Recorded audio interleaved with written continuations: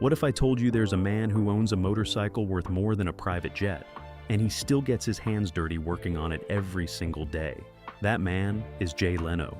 Most people know him as the late-night king, but inside his famous Burbank garage lives one of the most extraordinary motorcycle collections on the planet.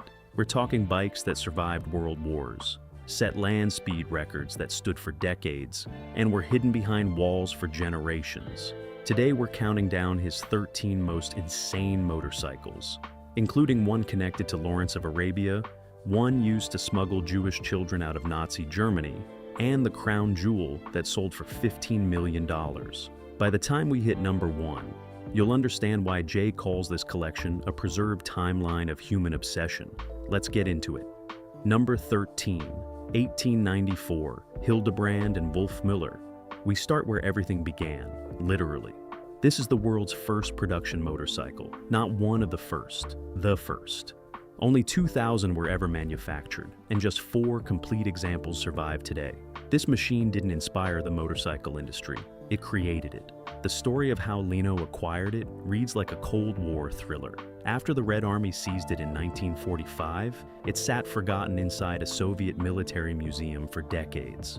When the Berlin Wall fell, Leno caught wind of it and had to negotiate with 5 separate governments just to get it out. The price? He's never revealed it, but experts estimate over $3.5 million. The engineering is equal parts brilliant and terrifying. The 1,488 cubic centimeters water-cooled twin uses the rear wheel as its own flywheel. No clutch, no transmission. To start it, you run alongside and jump on. Those rubber bands on the frame return springs for the pistons. Top speed is 28 miles per hour. In 1894, that felt like flying. Number 12, 1925 BMW R32. This is BMW's very first motorcycle, and it carries a story heavier than its engine specs suggest.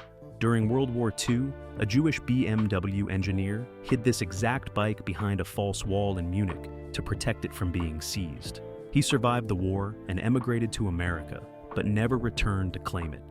50 years later, Leno received a letter from the engineer's grandson, and that's how this piece of history landed in California. The 486 cubic centimeter Boxer twin makes just 8.5 horsepower, but what it established is priceless. The horizontally opposed cylinders, shaft drive, and exposed drivetrain became BMW's signature. Every BMW motorcycle since traces its DNA directly here. Leno's example is one of only 390 ever built, and one of just 12 known to survive, with fully original components. For restoration, Jay sourced German leather from a company making motorcycle seats since 1873, and mixed the paint using BMW's exact 1925 formula, including pigments that would actually be illegal to produce today. Number 11, 1938 Zundap K800. Built for Hitler's war machine, this Zundap ended up saving lives, Jewish lives. The horizontally opposed 4-cylinder looks similar to a BMW, but one crucial difference defined its wartime value. It could run on potato alcohol when gasoline ran dry. The previous owner's father was a German resistance member who used this exact motorcycle to smuggle Jewish families across the Swiss border. The sidecar had a false bottom deep enough to conceal 2 children. Leno spent 5 years tracking it down after hearing its story from a Holocaust survivor at a car show. When he finally found it in a Bavarian barn, it still contained hidden resistance documents tucked inside the frame. The restoration preserved every single artifact, and Jay had a secret compartment built into the new seat to house them permanently. The 797 cubic centimeters engine, 4-speed gearbox, and shaft drive are all mechanically impressive for 1938, but none of that matters compared to what this machine actually did. This isn't just a motorcycle, it's a monument to courage. Number 10, 1902 Indian Camelback. This is one of the earliest American-built motorcycles in existence, and it was discovered inside a wall. During renovations of an old Massachusetts bicycle shop, workers knocked through the plaster and found this Indian hidden inside. The original owner had stashed it there during Prohibition to conceal his delivery vehicle and simply never came back for it. The 1.75 horsepower single-cylinder engine isn't the point. What makes this Indian extraordinary is its condition, completely original. Leather belt drive, intact. Bicycle pedals still attached. Original tire pump still strapped to the frame. Leno made the controversial call not to restore it at all. No replacement parts, no fresh paint, no polish. He preserved it exactly as found, century-old dust included. When Indian motorcycle historians examined it, they determined it was assembled on a Thursday in June of 1902. Because the assembly workers' initials were still stamped on the engine casing, Jay calls it a time capsule. That's exactly what it is. Number 9, 1939, Crocker Big Tank. Al Crocker only built 72 motorcycles before World War II ended his dream. This big tank is one of just 30 surviving examples, and it represents the most audacious chapter in American motorcycle manufacturing. Every Crocker was essentially hand-built to order in Los Angeles. The 1,000 cubic centimeter V-twin could be tuned to produce over 110 horsepower. In 1939, that number is borderline insane even by modern standards. Crocker was so confident that he offered every customer a full refund if any Harley-Davidson ever beat their bike in a race. He never paid out once. Leno's example produces 93 horsepower, more than most cars of that era. The restoration took 7 years and cost over $400,000. The reason? Zero spare parts exist anywhere. Every component had to be hand-fabricated from scratch. The gas tank alone required 600 hours of work. Today the bike is worth over $1.2 million, but Jay has made clear, no offer will ever be enough to change his mind about selling it. Number 8, 1969, Honda CB75, Sandcast. Jay calls this the motorcycle that changed everything, and he means it. But this isn't just any CB75. It's one of the ultra-rare Sandcast models, part of the first 7,414 units produced when Honda wasn't yet sure the bike would sell. Rather than using permanent molds, they cast the engine casings in sand, a billion-dollar gamble that paid off and rewrote motorcycle history. Leno found this one abandoned in a Los Angeles garage, covered in newspapers dated 1970. The previous owner had parked it after a minor accident and simply walked away. Remarkably, those newspapers preserved the original candy blue-green paint in near-perfect condition. Even the original toolkit was still sitting in its unopened plastic bag. The specs were revolutionary for 1969. A 736 cubic centimeter, inline 4, producing 67 horsepower, front disc brake, and electric starter. This bike is number 478 off the production line, making it one of the earliest CB750S in existence. When Honda engineers saw it at a Japanese motorcycle show, they actually apologized for the slight imperfections visible in the Sandcast engine cases. Number 7, 1931, Indian 4. Most people credit Henderson as the only American brand building 4-cylinder motorcycles. This Indian proves otherwise, and it comes with ownership history that makes it arguably the most valuable Indian 4 on the planet. This bike originally belonged to Steve McQueen. He bought it but never got around to restoring it. The 1,265 cubic centimeters inline 4 is essentially a car engine turned sideways, with 4 individual exhaust pipes that Indian called the Symphony of Power. Each cylinder head is interchangeable with a Ford Model A. Clever cross-platform engineering, decades before anyone used that phrase. Leno bought it at McQueen's estate sale in 1984, still sitting exactly where Steve left it. Inside the garage, they found McQueen's handwritten restoration notes and a box of parts he'd collected but never used.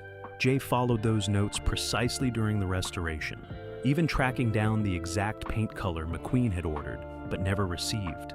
The result feels less like a restoration and more like finishing something a legend started, not for sale, ever. Number 6, 1955 Vincent Black Shadow. They called the Vincent Black Shadow the world's first superbike, but Jay's version has a twist. This particular example was owned by Hunter S. Thompson, who immortalized it in his essay Song of the Sausage Creature. Thompson wrote that it was too fast to live, and he wasn't exaggerating for effect. The 998 cubic centimeter V-twin produces 55 horsepower and was capable of 125 miles per hour at a time when most bikes struggled to break 100. Every engine was bench tested for 100 hours before installation, a quality standard almost unimaginable today. The black engine finish wasn't cosmetic either. It was a high-temperature coating, originally developed for RAF night fighters in World War II. Leno found this one in pieces scattered across 3 states. The engine was in Colorado, the frame in Utah, and the original instruments turned up at a swap meet in California. The restoration took 4 years, with Jay insisting on preserving all of Thompson's personal modifications, including a custom bracket Hunter had fitted for his recreational supplies. Number 5, 1975, Ducati 750 SS green frame. This is the bike that changed Ducati's fortunes forever, and it has one of the most remarkable backstories in the entire collection. The 750 SS green frame is one of only 401 examples built, each hand-assembled by Ducati's race department. The frames were painted a distinctive mint green, hence the nickname that stuck. The 748 cubic centimeters L-twin produces 73 horsepower, revolutionary for its time. But this particular example wasn't just a production bike, it was Ducati's development mule for their first electronic ignition system, making it one of the most historically significant motorcycles the company ever produced. Leno discovered it in pieces inside a Los Angeles garage, abandoned after a botched customization attempt in 1978. The original owner had absolutely no idea what he was sitting on. During restoration, engineers found Ducati's original test notes still rolled up inside the tool roll. Even more remarkably, they tracked down one of the original Bologna mechanics who hand-built this exact bike, who then flew from Italy to California to personally assist with the restoration. Number 4, 1952, Vincent Black Lightning. Only 33 Vincent Black Lightnings were ever built. This is one of them, and it's the actual machine that set the American land speed record of 150.313 miles per hour at Bonneville in 1949. Owning this is the motorcycle equivalent of owning a lunar landing module. The 998 cubic centimeters V-twin produces 70 horsepower in a bike, weighing just 380 pounds. Every non-essential component was eliminated in the pursuit of speed. The frame doubles as the fuel tank. The oil tank is part of the frame. Every single nut and bolt was drilled to shave weight. Modern superbikes still struggle to match its power-to-weight ratio. Leno turned down a $27 million offer for it. Why? Because it's the bike that Raleigh Free rode to set that record, wearing nothing but a bathing suit and a smile. The restoration story is legendary. The engine was found being used as a coffee table by a retired racer in New Zealand. The reunion of engine and frame made the front page of motorcycle magazines worldwide. Number 3, 1929, Bro Superior SS100. Alpine Grand Sports, Bro Superior was the Rolls-Royce of motorcycles. Every bike left the factory with a signed guarantee it had been tested above 100 miles per hour. But this particular SS100 carries a secret that wasn't uncovered until 2018, when Leno's team opened the tool compartment during acquisition. Inside was Lawrence of Arabia's original specification sheet. T.E. Lawrence had custom ordered this exact bike. Extra-large fuel tanks for desert crossings, modified gearing for sand riding, a compass mount on the handlebars. He died before it was completed, and it was placed in storage where it sat completely untouched for 89 years. The 998 cubic centimeters V-twin produces 45 horsepower. Extraordinary for 1929. The bike cost 180 pounds when new, more than a house in London at the time. Today it's valued at over $4 million. But no dollar figure captures what it actually represents. A custom order from one of history's most fascinating figures, preserved in near-perfect condition, waiting nearly 9 decades to be found. Number 2, 1949, Vincent Black Lightning, the record setter.